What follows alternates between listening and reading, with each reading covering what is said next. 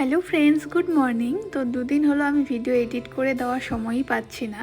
তো তোমরা সবাই কেমন আছো? আশা করছি সবাই ভালো আছো। আমিও কিন্তু ভালো আছি, অল্প ব্যস্ততার মধ্যে আছি, তার জন্য ভিডিওগুলো এডিট করে দেওয়ার সময় হচ্ছে। তো যাই হোক, সকালে উঠে আমি কাঁকরোল পাড়তে গিয়েছি। তো তোমরা তো অনেকেই জানো যে আমাদের বাড়িতে একটা কিন্তু কাঁকরোল গাছ হয়েছে। একটা গাছেই বেশ ভালোই কাঁকরোল ধরেছে, আর এভাবে গাছের থেকে ছিঁড়তে যা মজা লাগে কি আর বলি।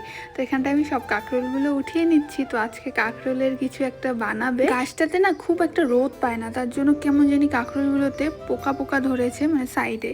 তো তাও আমি তুলে নিলাম, না হলে কাঁকরোলগুলো কিন্তু নষ্ট হবে। কাঁকরোলগুলো দেখতে এত ভালো লাগছে, এটা যদি টক জাতীয় বস্তু হতো না আমি মাখিয়েই খেয়ে নিতাম। তো এবার যাব আমি অল্প দোকানে, আর এখানটা আমি আমার বোনের সাইকেল নিয়ে নিয়েছি। তো আমার কিন্তু স্কুটিও আছে, মানে আমাদের হিমন্ত মামা দেওয়া স্কুটি, বাট আমি খুব একটা চালাই না, কারণ আমার বের করতে ঢুকাতেই অবস্থা খারাপ হয়ে যায়, মানে ভালো লাগে না, এতটা ওজন ওজন মনে হয়। তো তার জন্য আমি বের করি না। তো যাই হোক, এখানটায় আমি গিয়ে অল্প ফুলও নিয়ে নিলাম, কারণ আজকে তো সোমবার। তো আমার সব বাজার কমপ্লিট, এবার যাচ্ছি বাড়িতে। তো অনেক দিন পর আজকে সাইকেল চালিয়ে আমার খুব ভালো লাগলো, আগে খুব চালাতাম সাইকেল।